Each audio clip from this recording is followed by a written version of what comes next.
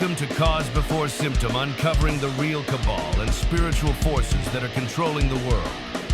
And now, here is your host, James Carner. Welcome to Cause Before Symptom. I'm your host, James Carner. Today is December 23rd, 2025. One day until Christmas Eve. That's tomorrow. Christmas Day, the following. Very, very, very interesting times we live in, let me just say. So tonight we're going to be talking about before the cross, Sinai, Sheol, and the judgment that waited for Jesus. Now, before the cross, Sinai, Mount Sinai, Sheol, which is hell, right? And the judgment that waited for Jesus. Tonight we're going to confront one of the most troubling moments in Scripture, right? The deaths that follow Israel's covenant at Mount Sinai. And rather than softening the text or defending God emotionally, tonight we're going to reframe Sinai through legal, covenantal, and Christ-centered lenses to show that what occurred was neither cruelty nor coercion, but a boundary setting within a newly ratified order of life. Basically, I'm going to teach you guys that they accepted a way of life, like capitalism or socialism or communism. They said, yes, we accept it. And then they didn't. So tonight the study is going to begin by establishing that Mount Sinai as the transfer of jurisdiction rather than a threat, okay, this angry God. And thanks to the Ethiopian canon, we can state this now. We know exactly what the truth is, and the truth shall make you free. Now, Israel agrees to the new covenant after deliverance, and they weren't under duress and entering a governed reality defined by the 10 words or the 10 commandments, spoken conditions of life rather than abstract laws. Well, the golden calf episode is shown to be a foundational breach, not merely idolatry, involving the misuse of covenant-bound wealth to fund a rival system of mediation. We're going to look at the Bible in a whole new way. That's my work. And the work traces how exposure precedes judgment, how silence becomes choice after revelation, and how Korah, I don't know if you remember Korah, but Korah's rebellion represents the first politicization of holiness, bringing politics in the door. And death is examined not as vengeance, but as the final boundary when rebellion persists inside God's immediate presence. Now, crucially, the narrative clarifies that death at Sinai was not final judgment. Those removed entered Sheol, the realm of the dead under God's authority, where harm is restrained and final verdicts are delayed, because Judgment Day isn't for us. It's for the angels. And by integrating Old Testament testimony with Jesus Christ's descent to the realm of the dead, the work tonight demonstrates why judgment had to wait for Jesus. Final accountability requires full restoration and revelation. And only Jesus carried obedience through death and returned victorious. So Mount Sinai is thus revealed as incomplete by design, a necessary containment until redemption could be completed in time. So the study really offers a coherent, non-fear-based account of divine justice that preserves God's character, that honors Scripture's internal logic, and invites both believers and skeptics alone to reconsider what justice looks like before the cross. So that's what we're going to get into tonight. Shout out to everybody on the live chat. Rumble, number one warrior is Boots After. Boots says, how's it, Pastor James Carner of the Rumble Airwaves and creator of Elite Potion? You could go to elitepotion.com and buy Parasite and Heavy Metal Cleanse, which will make you feel a hell of a lot better, because those are the problems of our modern day diseases.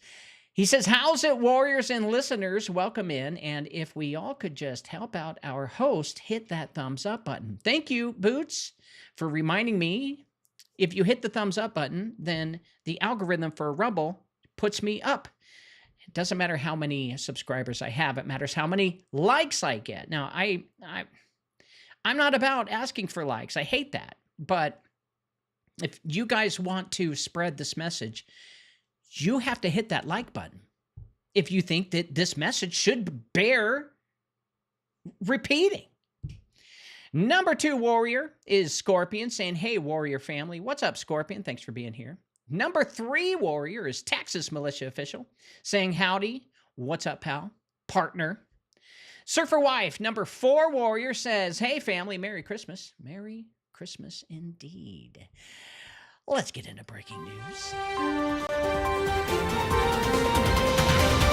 Welcome to Shitty Breaking News with your host, James Carner, offering his shitty opinion. What do I know? I'm just a hick from Oregon. The Epstein Files takeaways, possible co-conspirators, fake video, and Trump trips. They're not releasing crap, all right? I've told you guys in the past, all of the world leaders, the reason why they became high up and got a lot of money is either because they're blackmailed or they are Luciferian by nature or they are just completely clueless as to how the world works. And those at the tippy top, at the top of the top, they have to do satanic ritual abuse. There, I said it. In order for them to keep their positions, that's what the devil requires. Now, if it's real or not, who cares? They risk their entire livelihood to be blackmailed through satanic ritual abuse. This is how governments are run. This is how corporations are run. You don't believe me, then you're not paying attention to how power works, especially in this fallen world. Trump administration live update: Supreme Court refuses to allow the National Guard to go into Chicago. Well, what does that mean? Is Chicago really under duress that they need the National Guard to settle things down? Well, there's a lot of crime in Chicago. But what can the National Guard really do that the police can't? That's the question. Not much. I do believe this is about ports. I've showed you the separation between blue and red, where blue is controlled by China, red is controlled by Europe, or let's just say the Orsini family. And red is being ran through New York under the major New York bosses. We're talking mafia here. And Chicago is ran by the major Chicago bosses who are being controlled by China. And all of this started thanks to the Bush family. And so what we have is a fight over who gets paid for shipments going out of blue ports right now. That's really the fight. And when Trump put on tariffs, that was directly towards the blue states because they were not paying the federal government their share, their fair share of the mafia money. Yes, the whole world is ran like mafia, the Godfather. That's how it works. It's how it's always worked. And they've told you through Hollywood, you just don't pay attention. And so Trump is trying to push the blue states, which are controlled by China, into the red sphere controlled by the Orsini in Europe. And China's not interested in the Federal Reserve anymore. They're starting their own bank. And that's a problem for the Orsini family because, well, they've been in control of the world supply of money, you can argue, since after World War II. And they want to put in another central bank in Africa, and so does China. So who's going to get Africa and all of the wealth that's going to start to build there from all the resources that are going to come in, because they're the next one that needs to be completely colonized and exploited like America was. So that's what we're really looking at if we put our glasses on and do some history and grab as many books as we possibly can on it. Because nowadays, guys, it's really easy to understand history because you can download as many books as you want and upload as many books as you want into artificial intelligence, and it can tell you exactly what's going on worldwide. But you have to understand how to ask the AI certain questions and how to search. But you can learn, just like as I did. It's not that hard. In fact, I would rather have everybody just repeat what I do, because if there were more people saying what I'm saying, from gathering information on world events through artificial intelligence, we can get to the cause before the symptom. Explosion at a Pennsylvania nursing home kills at least 2, says the governor. So the governor of the entire state of Pennsylvania had to come out and say, there was an explosion in my state at a nursing home that killed 2 people. Oh, God. Okay, that's bad. That's awful. I don't know what that says. I don't think it's safe being in a nursing home. Remember what happened during COVID? Seniors were dying left from right. I'm not going to tell you how, but it wasn't safe in a nursing home, especially in blue states, let me tell you. And now, apparently, this is something new, you know, where nursing homes are going to just explode. Explode. Not a fire. Not even like an earthquake or something. No, dude.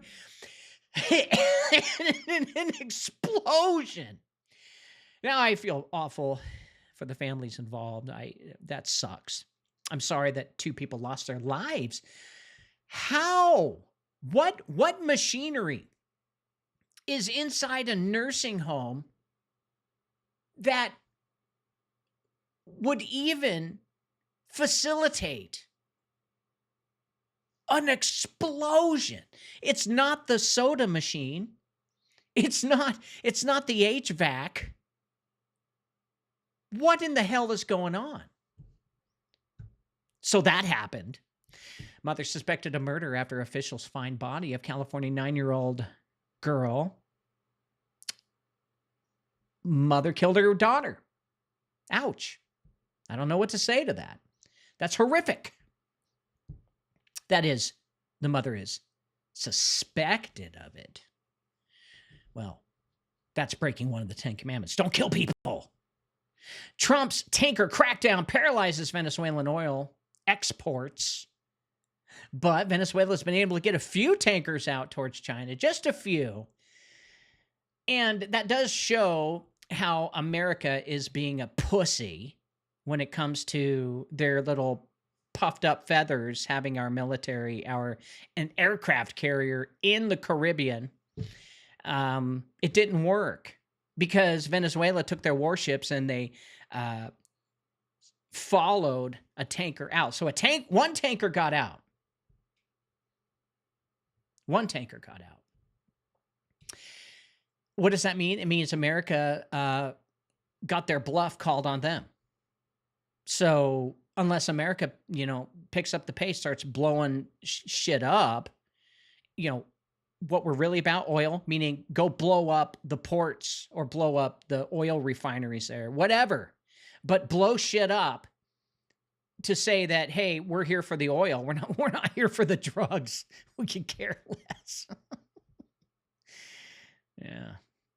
Surfer Wife says someone was smoking with the oxygen tank on. Kaboom! Well, I wish it was that simple. I wish it was as simple as spontaneous combustion. What happened to Spinal Tap's drummer. But that's not what happened. An explosion in a nursing home. The place where everyone in there is waiting for death, just waiting for death. It's very sad. And they're also frisky, man. Let me tell you, when I can't get personal, but I witnessed when my loved ones were in homes. There was a lot going on at night. Thank God I didn't go there at night. See what they were doing. They were doing the hubba hubba. Bay Area storm will bring damaging winds and may rapidly worsen. Well, don't say you weren't warned. Okay. And that's pretty much it for all the shitty, crappy breaking news. When we come back, we're going to be talking about before the cross, Sinai, Sheol, and the judgment that waited for Jesus. Stick around. Paying federal income tax is voluntary. So why has every person you know done it their entire lives? You were told it's the law, but the system was built on a lie hidden in plain sight, that you are required by law to pay. The truth is, 98% of Americans don't owe income tax by law. Federal income tax is for federal employees. For everyone else, it's voluntary. You agreed to pay when you signed your first tax return, and you've been renewing that contract every year since. Sounds too good to be true? You're asking, why doesn't everyone know this? Because almost everyone signed before they were old enough to understand it. It's time to unlearn the lie and break free from IRS jurisdictions, protect your assets, and keep more of what you earn legally. Visit unincorporatedisassociations.com now and become tax-free. All right, we're back. Explosion at a nursing home. Not a fire. You know they're going to blame it on the gas line. They're going to it was gas. Mm-hmm. Something nefarious is going on. I don't know, man. But that's quite the interesting development. So before the cross, before Jesus died, there were some rules that were put into place after the people begged Moses to give us rules. They did. And I've told you guys that King James took out 1/3, not just King James, but the Council of Nicaea, Constantinople representatives, and even King James himself have changed the canon. What we've learned is 1/3 of the Bible is missing. And we find it through two sources. One, the deep sea scrolls, which were found. And nobody batted an eye saying, well, wait a minute, let's put those scrolls back into the canon. Nope, nobody said that because, well, the news just made it like, yep, we found them. And yeah, we found the Apocrypha scrolls as well.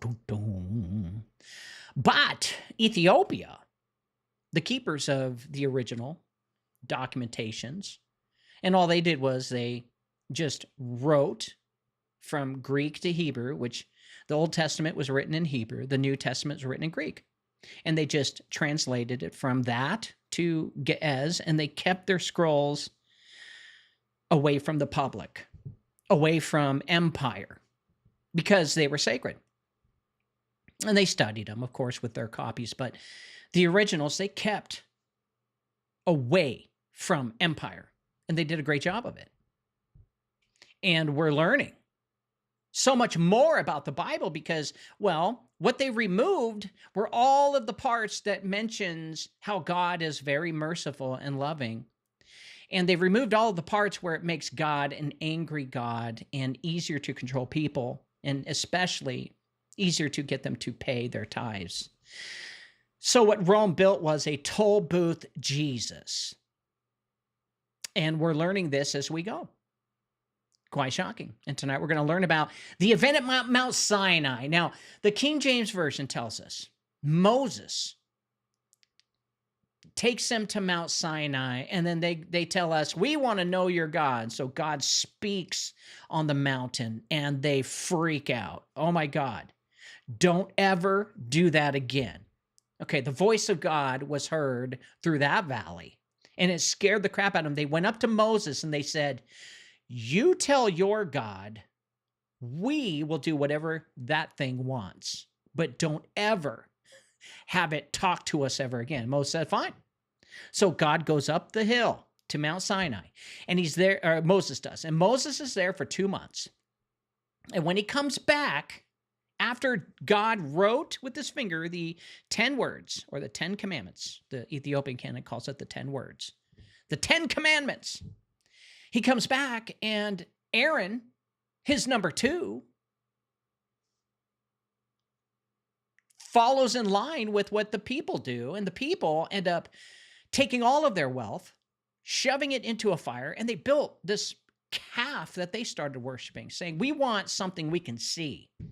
Right? Just not even a few months before, God spoke on the mountain. And we're not even talking about all of the miracles that happened, like parting the Red Sea and water coming from a rock in the desert and food arriving every morning. Manna. So when people read the story of Sinai, they look at God and they're like, he's an angry God. And something in them actually recoils because the King James Version has misled us. God speaks, the mountain trembles, a covenant is made, and then the people die. Well, for many, that's where the story breaks. It feels sudden, severe, and even cruel. That's why I wanted to do a show on this. I want to set the record straight for God. The question that lingers is not whether the events actually happened, but whether they reveal something dark about God's character. And that discomfort is honest, and it actually deserves an honest answer. Not one built on fear, but one that rewrites the text to make it safer than it is. What is often missed, safer so the people feel better. Well, we're not going to do that. We're going to tell you the truth. And what is often missed is that Sinai is not the beginning of Israel's relationship with God. You have to understand the full context of what these people were like. They came out of Satanism, witchcraft, saying they worshiped God, but they really didn't. And by the time, it is the formalization of one that already exists. And by the time that God speaks from the mountain in the book of Exodus, Israel has already been rescued, protected, fed, and carried. There was even a UFO above them that was in the shape of a cylinder that kept the sun off of them during the day, and it heated them at night. Nobody talks about that part. The covenant is not offered under threat, but after deliverance, after God delivered them from all of their shit. And when the people agree, they are not agreeing blindly. They're not signing documents they didn't read. They are consenting with full knowledge of who God is and what he has already done for them. This matters because judgment only becomes possible after consent. Before Sinai, Israel is a rescued people. After Sinai, they are a governed people. This would be the equivalent of the founding fathers putting the Constitution together, and then the people in the city, in all cities, after reading the Constitution, they do everything opposite of it. They don't stick with the ism that was created.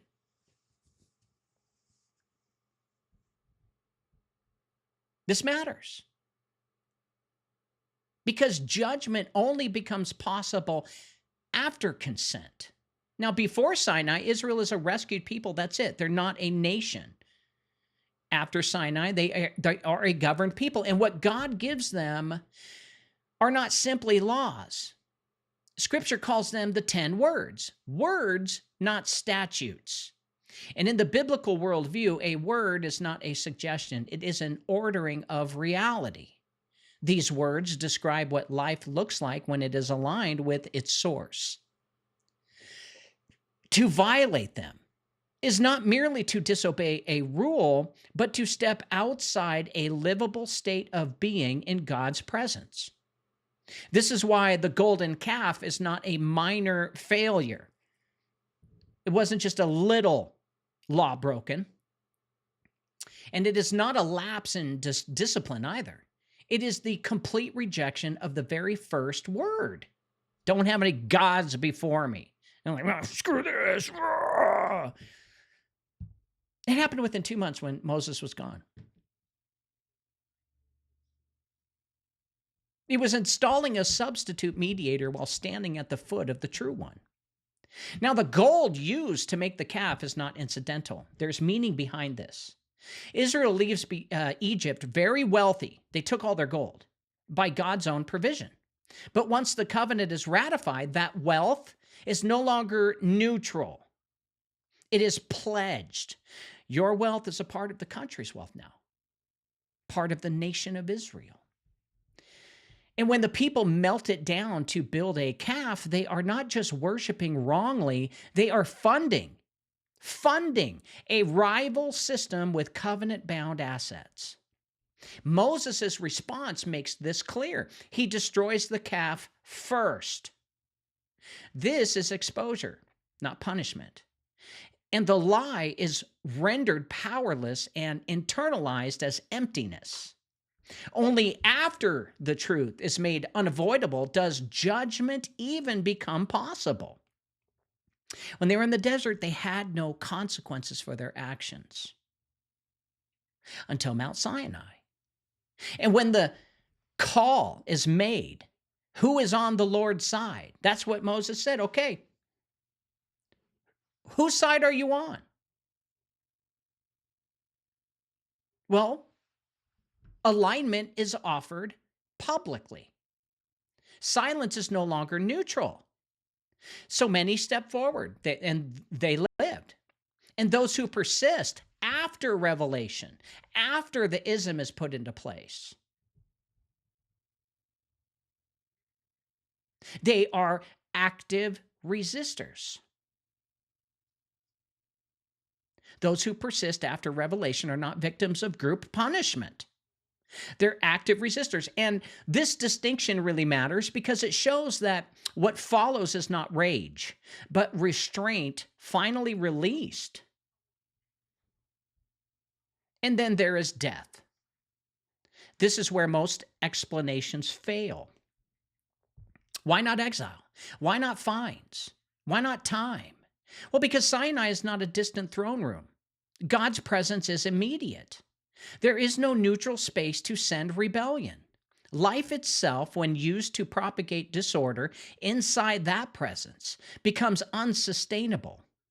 Death here is not vengeance. It is the last remaining boundary. It is containment, but not cruelty. But death at Sinai is not final judgment. Scripture is explicit about this. In the book of Numbers, Korah and his company, these are the people who, throughout all of what was going on, they wanted to bring politics in so that they could thrive better.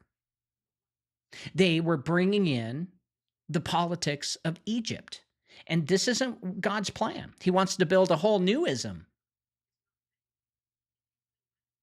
And in the book of Numbers, Korah and his company are said to go down into Sheol. Not hell as modern language imagines it. Sheol is the realm of the dead under God's authority before final judgment. It is waiting, it is restraint and suspension. It's time without power. And those removed can no longer influence, manipulate, or escalate harm among the living because they're contained, but they're not condemned. This is where people don't understand. Korah and his company said, we're not with you. Those are the people who said, we don't want your God. We want the calf. Now, what are you going to do? And many people say, well, they should have just let them go. Let them go so they create their own and then come back and war against his own people? I don't think so. Remember, this is all before Jesus paid the atonement. After Jesus pays the atonement, then God probably would have just let him go. Go ahead. But this is consistent with God's own declaration in the book of Ezekiel that he takes no pleasure in death of anyone. If God were eager to destroy, Sinai would have ended Israel entirely. Instead, judgment is narrow, it's targeted, and paired with delay. Eternal destiny is not decided in the wilderness. That delay exists for a reason. Final judgment requires full revelation. And before the cross, no human, living or dead, had seen obedience carried perfectly through death and out the other side. Meaning none of them were going to live up to the righteousness of all of the laws that Satan put together. It was Satan's world. He had the keys to death and hell. That's the thing to understand. And Satan demands you be even better than Jesus. And that is why those in Sheol waited. And that is why Jesus Christ's descent into Sheol matters so profoundly. Because according to 1 Peter, Jesus proclaims victory to the spirits in prison. This is not fear-based evangelism. It's disclosure. What was promised is now complete. What was hoped for is now visible. Judgment can finally be just because truth is finally whole. So Sinai is not a story of a cruel God losing patience. It is the story of a coherent reality enforcing its boundaries while refusing to rush eternal verdicts. God removes harm from the living, preserves justice for the dead, and waits until the cross, waits until resurrection, waits until every choice can be made in full light. Back then, nobody had the full answer and understanding of what God was going to do. And back then, everyone was under a world that was fully controlled by Satan, who had the powers to strike people from heaven with fire and had the powers to make wind kill people. Now, before the cross, judgment waited. And that waiting tells us more about God's mercy than 1,000 softened explanations ever could. Those Korah and his team, they rebelled against all of what was given to them through the desert. They didn't care about Moses. They didn't care about God's plans. They were the ones that were grumbling and said, don't they have graves in Egypt? Why are you taking us out here to die out here? Those were the ones with complete unbelief, even though God showed them all of the signs, which is something very crucial to understand, because even if God shows up in your bedroom, it doesn't mean someone is going to accept him. That's why he doesn't just show up, because most people, they don't care, because they're living in a world full of deception. And at judgment is when all of the answers will be final and everyone will completely understand what happened and then make a choice then. Now, before anything else can be understood about death at Sinai, the audience, you guys, have to see that God did not confront Israel as a tyrant looking for obedience. He approached them as a deliverer, formalizing a relationship that already existed. In the book of Exodus, God does not descend on the mountain to demand loyalty from strangers. He speaks to a people who has already rescued. He's already rescued, fed, defended, and carried. Sinai is not the beginning of grace. It is the moment grace becomes structured. And when people read it, all they think about is the death part. Well, he's an angry God. You don't understand the full story yet. This matters because judgment cannot exist without jurisdiction. And they all agreed, including Korah and his camp, to the jurisdiction. They lied. They did it with their fingers crossed behind their back. Now, before Sinai, Israel is a liberated people under protection, but not yet a governed nation. They are beneficiaries, but not stewards. And when God speaks from the mountain and the people respond, something irreversible happens. They do not merely hear commands, they accept a framework of life. And this is the moment Israel moves from survival to responsibility. And from that point forward, their actions are no longer evaluated as those of slaves learning freedom, but as participants in a covenant order. God just gave them 10, and they couldn't follow them. They ended up sacrificing all of their cattle because they sinned every day. They couldn't stop stealing, killing, and lying. Many critics argue that Israel was coerced by fear because the mountain trembled and God's presence was overwhelming. But fear does not negate consent when refusal remains possible. The text itself proves this. The people ask Moses to mediate for them, and God accepts their request without punishment. Okay, this is what you want? You got it. That single detail collapses the coercion argument. They asked for the laws. They asked for a nation. God wasn't going to give it to them yet. They were still going to just be people he's protecting in the wilderness. So that single detail collapses the coercion argument completely. A coercive power does not permit distance. God does. He accommodates human limits while preserving the agreement. Remember, they made a covenant after Mount Sinai. Oh, you're going to commit to me, then commit to me. If you're not going to follow me, there are consequences. And it really makes what those who rebelled against God not seem like such a big deal now. They were killed. But this is why the language of the 10 words is so important. These are not regulations imposed to control behavior. Remember this. They are the conditions under which life with God, can function at all. By agreement to the 10, Israel is not agreeing to be policed. They are agreeing to remain within a defined order of reality. Sinai is not a threat to destruction. It is the moment the people voluntarily step into proximity with the holy presence and accept the consequences of that nearness with God. Because God is there. And when God is there, instead of being just inside of us, He is perfect.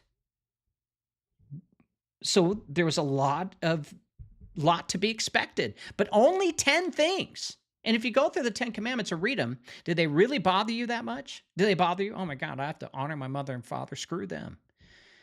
You got problems. God's not saying honor them because they're dickheads. He's saying honor them because they're the ones who came up with an idea and you came into life. Honor at least that. So once that transfer of jurisdiction happens, neutrality disappears. Actions now have weight that they did not have before. What would have been ignorance before Sinai became breach after Sinai. And that is not because God becomes harsher, not because alignment now matters more. The covenant does not create danger, it creates accountability. And Korah and his team, they didn't want that. They wanted anarchy. So this establishes the foundation clearly. Nothing that follows at Sinai makes sense unless the audience understands that Israel chose governance after being rescued. They chose order after freedom and responsibility after mercy. Death later in the narrative is not the result of intimidation. It's the consequence of operating inside a chosen jurisdiction while rejecting the very order that sustains life there. And that wasn't the only time the children of Israel completely disregarded God. He had a hard time with them, even called them stiff-necked. Now, to understand why events at Sinai escalated so quickly, well, you guys have to let go of a modern assumption that God handed Israel a legal code similar to human law books. Scripture does not describe what God gave as commandments in the technical sense. In the book of Exodus and later in the book of Deuteronomy, the text calls them the 10 words. That distinction is not semantics. It's structural. And in the biblical worldview, a word spoken by God is not information. It is action. Creation itself exists because God spoke. Light, land, breath, order, all of it comes into being through utterance. When God gives Israel 10 words, he's not issuing a rule book. He is speaking the conditions under which life with him can continue. These words define reality the way that gravity defines motion. They are not enforced externally. They operate internally. And this reframes disobedience entirely. To break a law is to violate a rule and incur a penalty. To break a word is to step outside an alignment that sustains life. And they knew this. It's not like Moses came down with the 10 words and said, all right, here it is, read them. I'll see you guys in a bit. No, they understood by stepping outside of this, their life isn't sustained. The first word, no other words before me, no other gods before me, is not about loyalty. And it wasn't a test. It's about source. Life cannot be sustained while drawing authority, identity, or mediation from a rival system. That's not morality, it's metaphysics. And this is why the golden calf is not a small misstep, because Moses grinded it down and forced them all to drink the powdered water. And it shouldn't be confusion.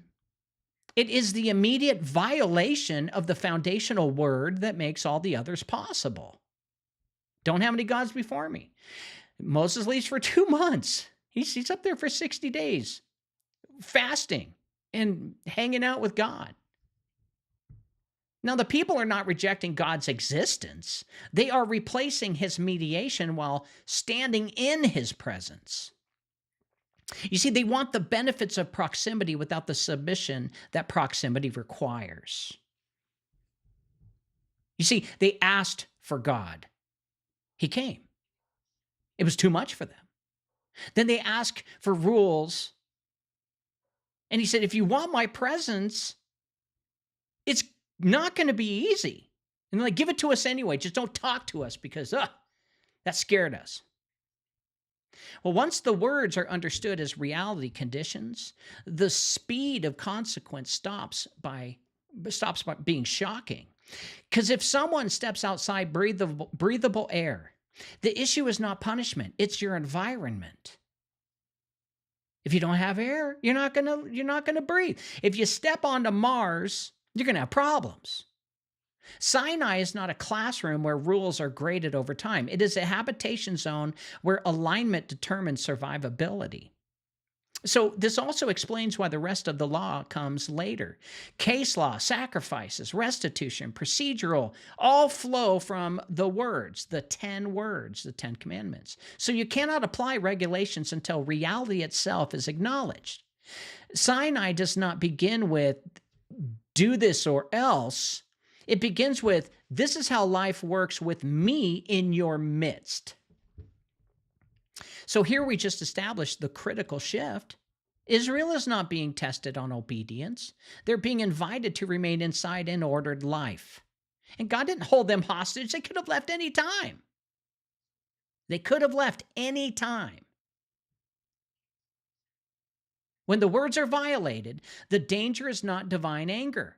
The danger is existing in contradiction to the very structure that allows life to continue in God's presence. And what makes the golden calf incident legal and spiritually explosive is not simply that Israel made an idol, but what they used to make it with. In the book of Exodus, Israel leaves Egypt with immense wealth, gold, silver, livestock, not taken by force, but given through favor. That detail signals something important. This wealth is not random plunder. It's provision for a future nation, a future life, entrusted to a people God intends to establish. Remember, they were in Egypt. They were praying to be released. When God comes and he tells them, my presence is going to be hard for you guys, they didn't care. Get us out of here. But we look at all the bad things that happen and just say, well, what a bad God. Well, you don't understand him. It's about time you should. You won't understand God unless you seek first the kingdom of heaven. And seeking first the kingdom of heaven is understanding all of God's rules and statutes and understanding of how the divine works and how the 3D world works. And once the covenant at Sinai is ratified, that wealth undergoes a quiet but decisive change. It's no longer merely personal property anymore. It becomes covenant-bound capital. In modern terms, it moves from private funds into something closer to escrow. The people have agreed to a way of life under God's authority, and everything that they possess now sits inside that agreement. Their resources are meant to sustain the covenant, not compete against it. And this is why the calf matters so deeply. The people do not craft an idol from spare materials or foreign remnants. They willingly bring forward the very gold that represents God's provision and their consent. That gold becomes the substance of a rival mediator. And in doing so, they are not only rejecting the first word, they are funding an alternative system with pledged assets. This is a breach at the founding level of the 10 words, not a surface level offense. So Moses' response makes this unmistakable. He does not confiscate the gold and redistribute it. He does not hand it to the priests. He destroys it. The calf is burned, ground up to powder, scattered on water, and consumed by all. Now, economically, symbolically, and spiritually, that gold is demonetized. The false system is not punished. It's defunded and rendered inert. What once glittered as value becomes tasteless dust. This act also exposes the lie without immediately harming people. The people must ingest what they celebrated. They must internalize the truth that the thing that they trusted has no life, no power, and no substance. It's not humiliation for its own sake. It's disclosure. And only after that disclosure does Moses call for an alignment. It's like, okay, you've all drank of this new nation that we just destroyed before your eyes. You have a choice to make.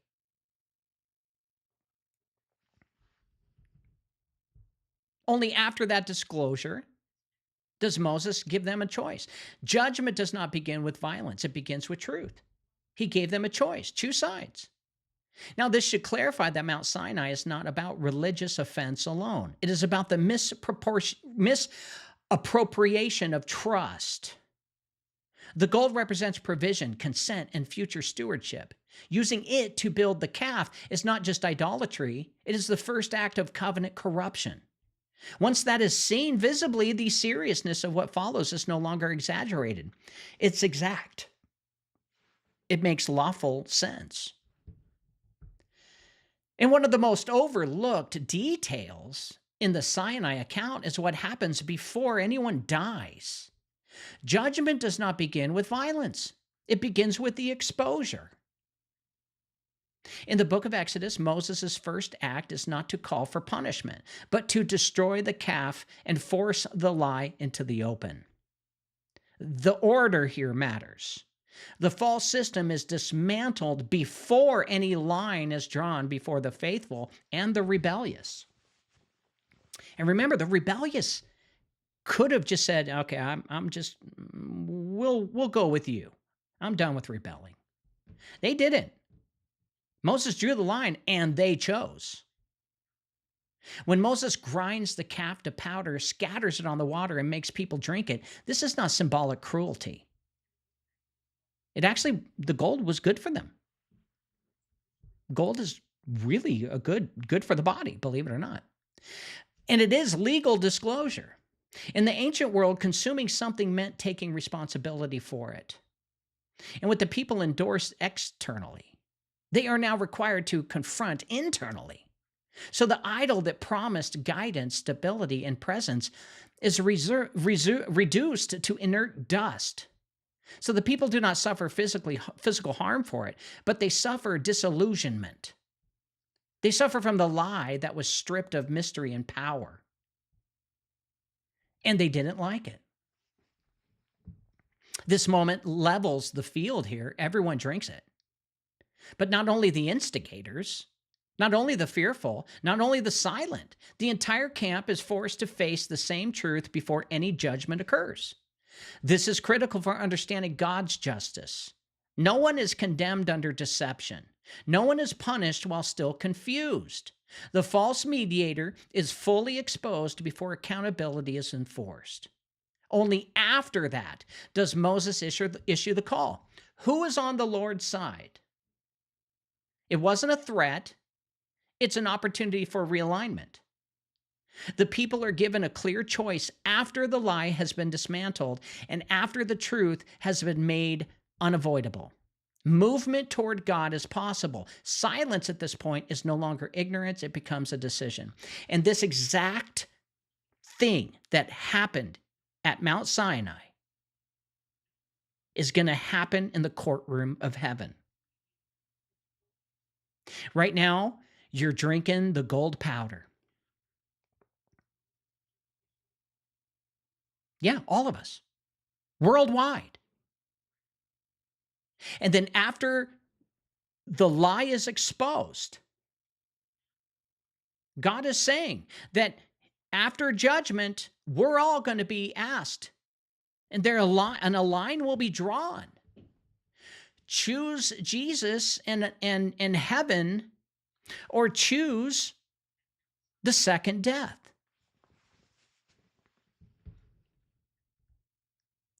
That's why I say silence at this point is no longer ignorance. It becomes a decision. This is a mirror of what is going to happen when the fallen angels are disclosed. And all of their deception is out in the open, and everyone realizes that it was never the Father. It wasn't him. It was us being deceived by the devil. So this sequence reveals something essential about the nature of judgment at Sinai, as God does not act first. He told Moses, hey, they're building the calf down there. You better go check it out. Huh? He allows the truth to act first, and exposure precedes separation. Disclosure precedes consequence, and what follows is not God lashing out at a crowd, but reality responding to choices made in full light. You see, we all want to be gods. We want to live forever. But when the line in the sand is drawn, hey, you didn't create this world and you're not the Father. You don't own it. The Father does. Do you want to live under the rules of heaven or just not live at all? And we're all going to be surprised at how many choose the second death. Disclosure precedes consequence. And what follows is not God lashing out at a crowd, but reality responding to choices made in full light. If we are going to exist with God, we can't be rebellious against him. See, that's the giving up and giving in and letting him be your Lord. And we have this independence we've got to keep on to. But that's not how heaven works. That's the harsh reality that after the first death, after everything is exposed and you know the full truth now, that God is going to draw a line in the sand, just like Moses did, and say, who's with God and who's not? It should be established that Mount Sinai is not a sense of sudden rage. God wasn't angry. This was a process. The lie was completely destroyed. The truth is internalized, and alignment is then offered. Only then does judgment become possible, and only for those who persist after clarity. Now, once the lie of the golden calf has been fully exposed, the situation at Mount Sinai changes decisively. Up to that moment, fear, confusion, and crowd pressure can explain much of what happened. But after exposure, neutrality disappears. In the book of Exodus, Moses' call, "Who is on the Lord's side?" That marks a legal and spiritual turning point. It's not rhetorical. It's a summons for alignment after truth has been made unavoidable. And before this moment, many could possibly claim they were swept along. They were intimidated by numbers or even betrayed by leadership. But after this moment, those explanations no longer hold anymore. The idol has been destroyed. Its emptiness has been internalized. And the choice is no longer between God and confusion, but between God and refusal. So silence now is not caution, it is resistance. And this is why judgment does not fall on the entire camp. Many respond. They step forward, they realign, they live. And the narrative itself shows restraint. If God were acting out of anger or collective vengeance, the distinction would not matter. But instead, the text emphasizes separation. Accountability is personal, not indiscriminate. So this part is really crucial for dismantling the accusations of group punishment. Group punishment. Those who die are not selected randomly. They are, nor are they even casualties of association. They are those who persist after revelation. It's not your fault. If your buddy says, I don't want to worship that God. Why do you feel bad for that person who chooses the second death, who chooses to be swallowed up by the earth? Persistence after revelation is the key word here. Judgment at Sinai does not target failure. It targets refusal to realign once truth is clear. Why do you want to hold on to lying? That's what they wanted to, because they want to gain. They want more than what others have. That doesn't belong in heaven.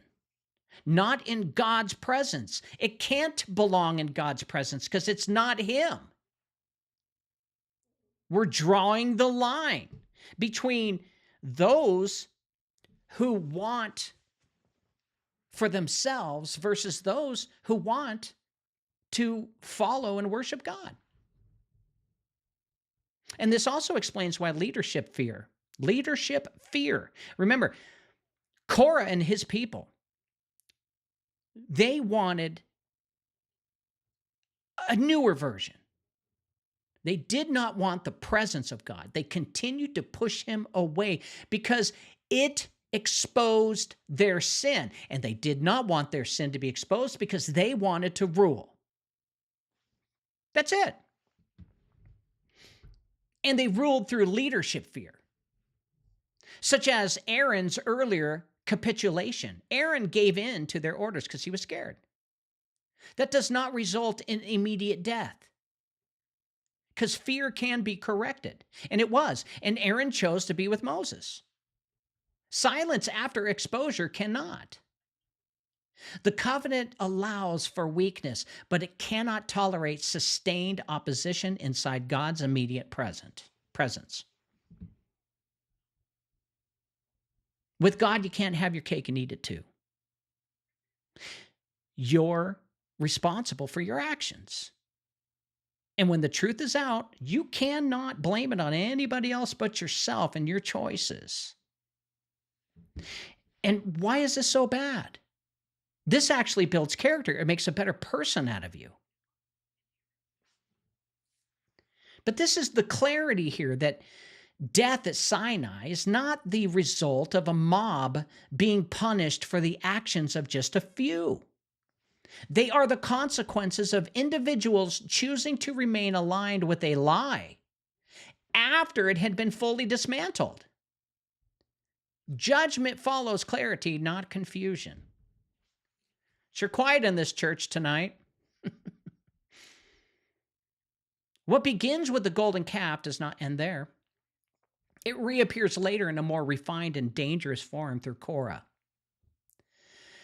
In the book of Numbers, Korah does not melt gold or build an idol. He does something more sophisticated. He uses moral language to challenge authority.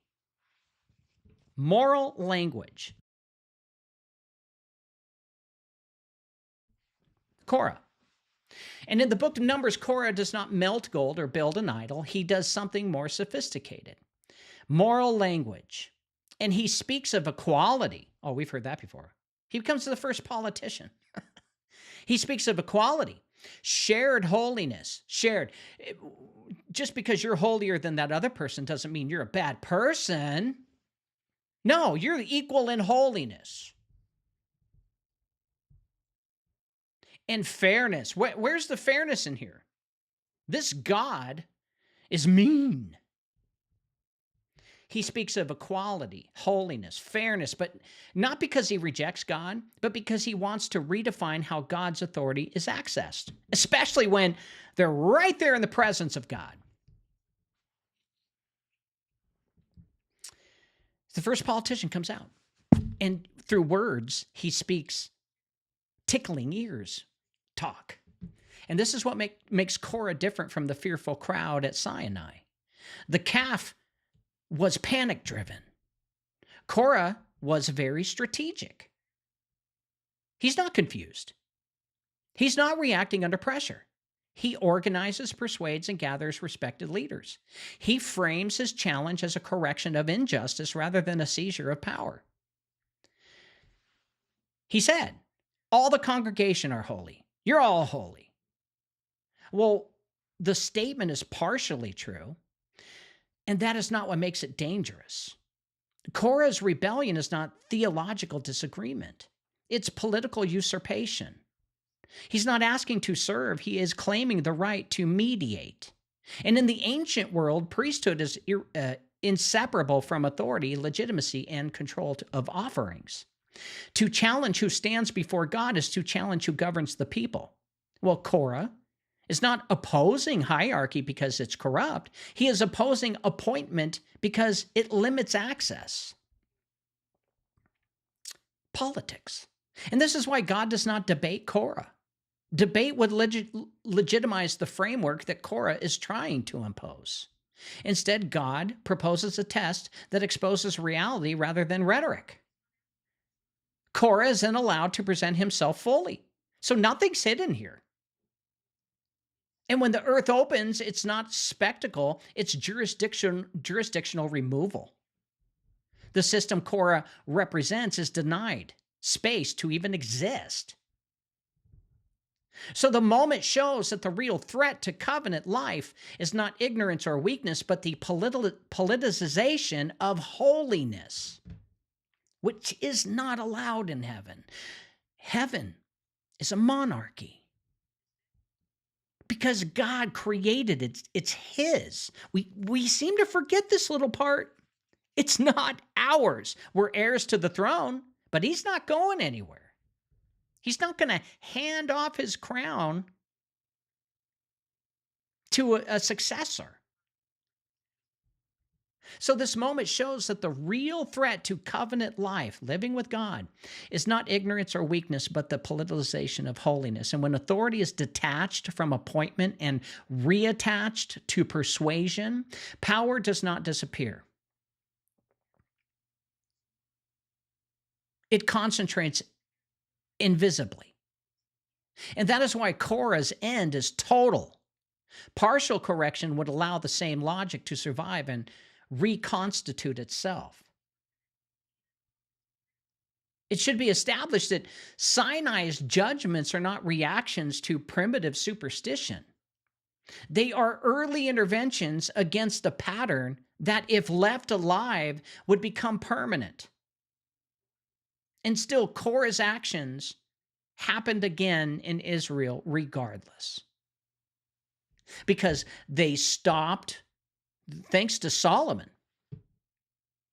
they stopped listening to God and brought in others.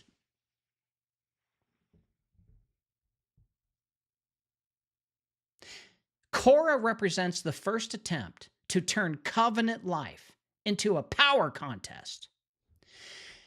Korah must have been some political figure in Egypt and knew how to gather a population and get people to listen to his rhetorical lies. And the response is severe, not because God fears dissent, but because unchecked political authority inside holiness with God there and his presence there would corrupt everything downstream. Well, God can't have that because he's not corrupt.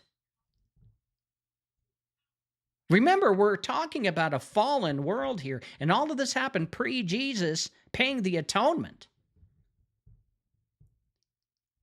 So this is where the story confronts the modern conscience most directly. We're saying today's level of people's thinking, because death feels like an escalation that emits no nuance. But at Sinai, death is not introduced as rage or revenge or moral outrage. It appears because no lesser boundary can function once rebellion is operating inside God's immediate presence. Exile only works when there is somewhere neutral to send someone. Fines only work when wealth remains morally intact and authority is uncontested. At Mount Sinai, neither condition exists. In the book of Exodus, God's presence is not abstraction or distance. The mountain burns. The boundary is literal. The people are not living under a symbolic idea of holiness. They asked for God to come, and he came. And they were camped all around it. They could feel the presence of God, people. They felt him. But they still didn't want it. Not all, but some. Once truth has been revealed, deception dismantled, and alignment offered, continued rebellion inside that zone becomes ontologically incompatible with life there. This is not about God deciding to kill. It's about reality no longer being overridden. Death then functions as containment. It removes the ability to spread disorder from within the life field itself. And this is why Scripture does not present a sentencing phase or a negotiation. This is the criminal law as modern systems understand it. It is habitation law. Certain states cannot coexist, just as fire and water cannot occupy the same space without one yielding. Sustained defiance cannot remain where unfiltered holiness dwells. And this also explains why the response is targeted rather than sweeping. Many lived, many realigned, but death does not fall because people failed. It falls because some persisted after clarity, and persistence after revelation turns rebellion from error into active opposition. And at that point, mercy towards the rebel becomes cruelty toward the community in future generations. So death appears, not because God prefers severity, but because it is the last remaining boundary once all others have failed or became impossible. God does not delight in it. He allows it when continued life is being used as a vehicle for corruption at the core. And this reframes the question entirely. The issue is no longer, why did God kill them? But why would God endlessly suspend consequence and allow destruction to metastasize? Hopefully, we've established the hardest truth gently, but honestly. At Mount Sinai, death is not punishment layered onto sin. It is the withdrawal of permission to continue operating against the source of life while standing inside his presence. It's not cruelty. It is coherence finally reasserted. Let me put it to you this way. Your favorite politicians. Cora would be Hillary Clinton. Cora would be Biden. Cora would be Trump. Cora would be any of those politicians who want something from you and want that power to be admired, rich, and loved. God, in his presence, can't allow that because that personality damages people. God loves you so much, he wants to remove that type of behavior before it can enter into his house. Korah would not take off his shoes before he walked into the house of God. Korah would not respect God and his home.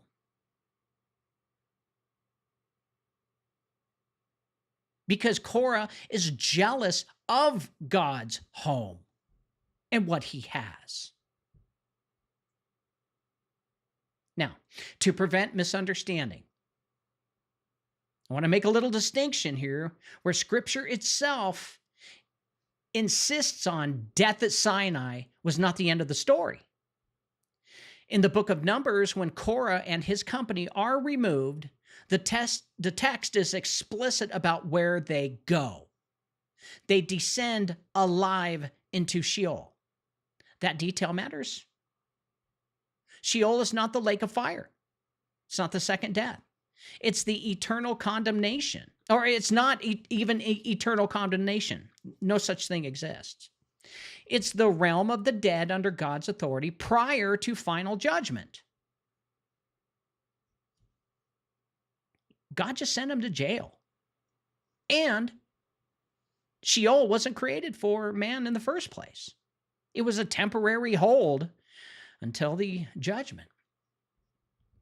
And the Bible is very precise here. And the precision is intentional. And unfortunately, the devil had the keys to Sheol at that time.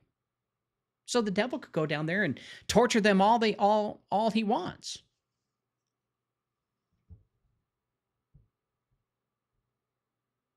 This is where we get the story of if you don't choose Jesus, you go to hell. Because if you didn't choose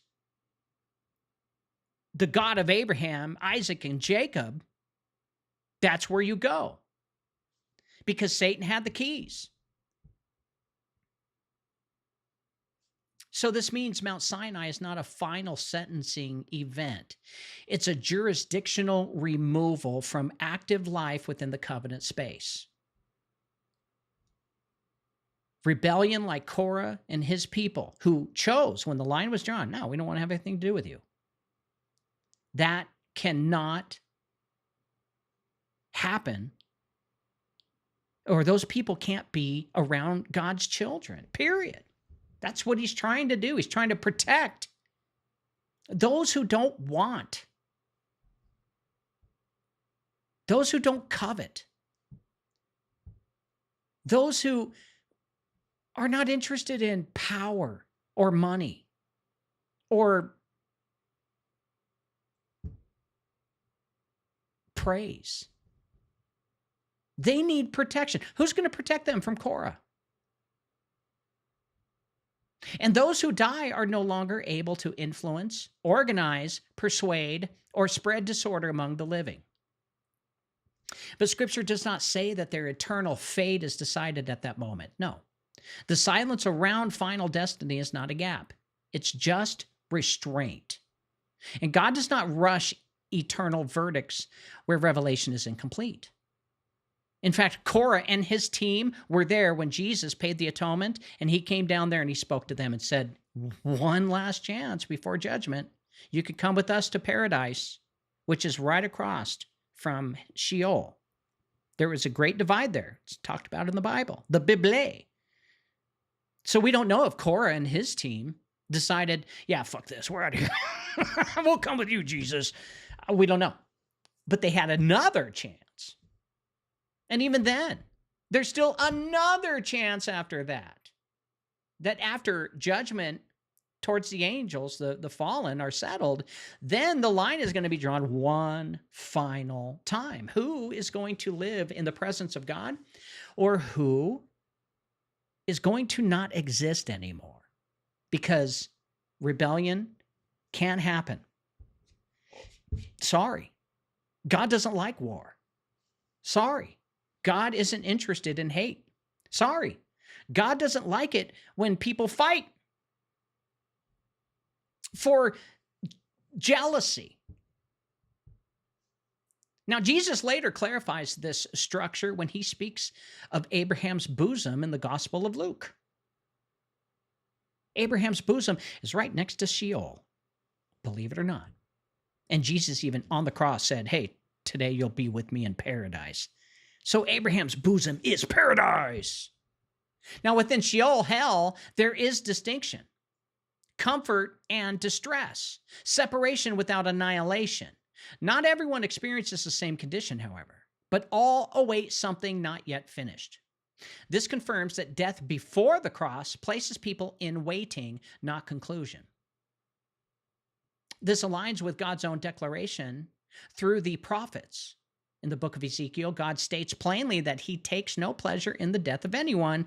And if death at Sinai were final condemnation, this statement would ring hollow.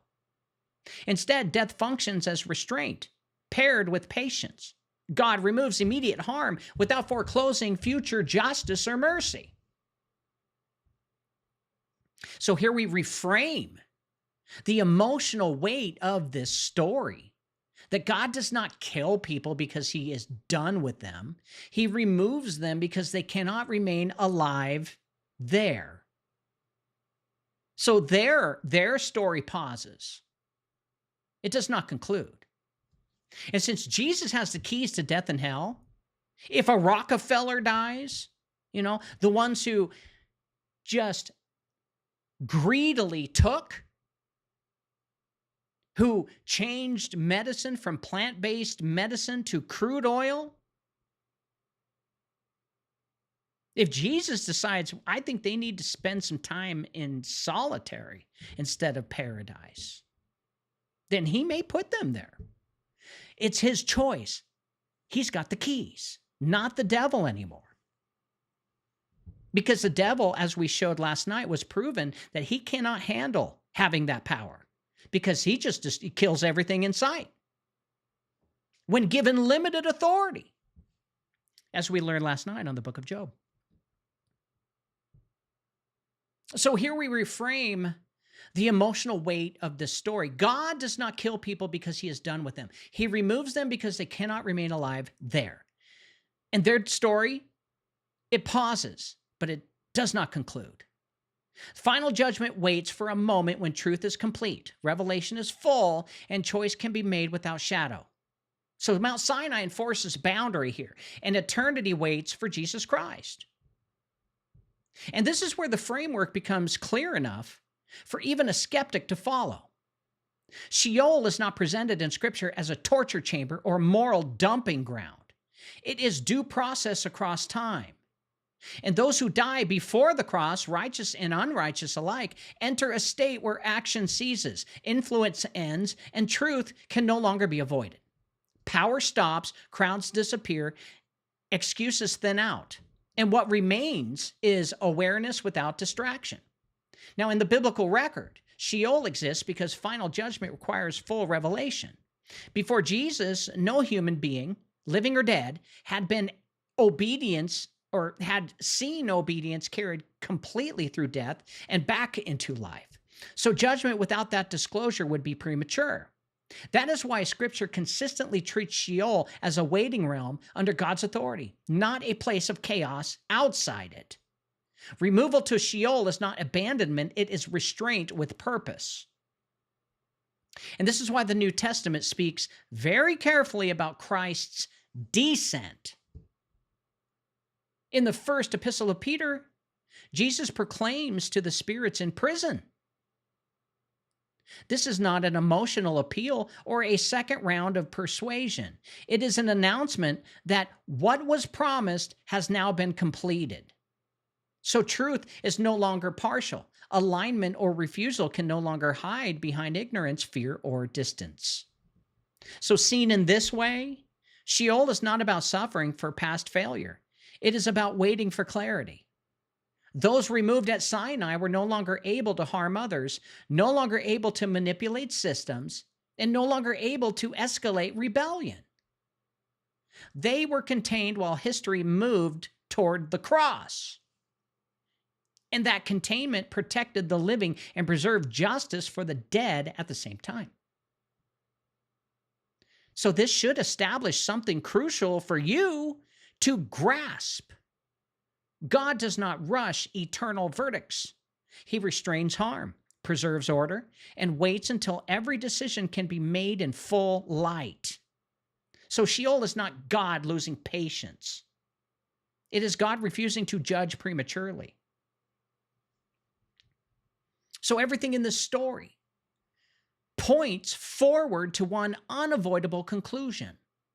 Final judgment could not occur until Jesus completed his work. Sinai establishes boundaries. Sheol preserves justice, but neither resolves the problem of death itself. Until death is entered, obeyed within, and then overcome, judgment remains incomplete. And that is why Scripture never treats the wilderness deaths as the end of the matter. They're not burning in hell and demons are attacking them. Unless Jesus decides it's happening, but I don't think so. According to the first epistle of Peter, Jesus descends to the realm of the dead and proclaims to the spirits in prison. This is not an emotional appeal or a desperate rescue attempt. This is a legal, cosmic announcement. What was promised is now fulfilled. What was partial is now complete. Obedience has been carried all the way through death and back into life. And for the first time in history, truth is whole. And this moment resolves what Mount Sinai could only contain. Before Jesus, humanity had never seen righteousness endure death without corruption. Without that demonstration, eternal judgment would have been unjust, right? I think it would be unjust if God put people in hell because they didn't choose his son. Well, go to hell then. God does not condemn on the basis of incomplete evidence. And that is why judgment waits. That is why Sheol exists. And that is why the wilderness deaths are not final verdicts. When Jesus rises, the rules change. Not because God changes, but because reality does. So death is no longer a holding pattern. It is a defeated power. And from that point forward, judgment can be rendered with full disclosure, because no one can claim they were never shown what obedience, trust, and life truly looked like. So this brings us to the center of the Christian claim. Mount Sinai was not excessive. It was incomplete by design. And Sheol, or hell, was not abandonment. It was the delay for justice's sake. Everything waits for Jesus because only Jesus could carry life through death without breaking alignment. And only then could God judge without cruelty, mercy without compromise, and truth without shadow. So this is why the story cannot be told without the cross. without what Jesus did. Paid the atonement to set us free from ransom.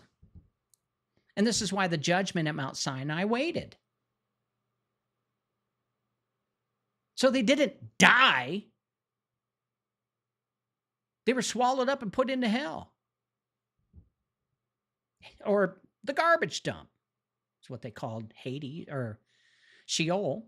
It just meant the garbage dump outside of town. Temporary holding place until we gather evidence. And remember, it's only been a couple of weeks in heaven. On earth. It's been thousands of years. So when Sinai is read as a moment of rage or fear-driven control, God appears harsh and unpredictable. That's the God that you grew up with. The King James Version that removes the truth. But when it is read at the moment, as the moment a rescued people voluntarily entered jurisdiction, everything changes. The deaths in the wilderness were not expressions of divine anger or temper. They were the consequence of living inside a chosen order while actively resisting the source of that order. Boundary, not brutality, explains what happened. And they could have left at any time they wanted, but they stayed. And if they left, God wouldn't punish them. If they took off on a donkey and went back to Egypt, so be it. But they chose to stay. This is all about choice. And what finally resolves the moral tension here is this. Sinai was never meant to finish the story. It was meant to hold the line until truth could be completed in time. As God exposed deception before enforcing consequence. He offered alignment before separation. He removed harm without sealing eternal destiny. And when removal became unavoidable, he placed the dead in Sheol, not hell. Not erasure, but waiting because final judgment requires full revelation. So that revelation did not exist yet. And it could not exist until obedience passed through death without corruption and returned victorious. Only Jesus could do that. Only the cross could make judgment just rather than premature. And that is why death at Sinai was not final, and why Sheol existed, and why judgment waited. So seen in this way, Sinai is not a warning about a dangerous God. It is a warning about proximity to truth. The closer life stands to its source, God, the more alignment really matters. Because God does not delight in death. He delays judgment. He restrains harm. He waits. He waits until justice can be rendered in full light, without shadow and without any excuses. So before the cross, judgment waited. After the cross, truth is complete. And that tells us everything we need to know about the character of God. Why do 75% of people feel exhausted all the time? The answer might surprise you. In the 1920s, Standard Oil decided to dive into medicine. They pushed synthetic petroleum into our drugs. Sure, it masked symptoms, but it wrecked our guts. Our good bacteria, which fight off parasites and heavy metals, got wiped out by crude oil. But here's the good news. We can fix this by going back to nature. Introducing Elite Potion, the world's top detox program. It restores your good bacteria by removing toxic threats like aluminum, strontium, barium, and parasites. Imagine feeling energized and alive again. They said there couldn't be a pill that did it all. We invented it. Visit elitepotion.com and reclaim your health from synthetic pharmaceuticals. Your body will thank you. This has been Cause Before Symptom with your host, James Carner. Go to his website, jamescarner.com, and sign up for his newsletter. Also, download his free books on the breath war, the crown of blood, and the ritual machine. Fix your body by buying his award-winning detox formula, removing heavy metals and parasites. You'll feel better and live longer. Go to elitepotion.com. And one more thing, please. Just try and love your neighbor, because if you do, the world would be a better place. See you tomorrow.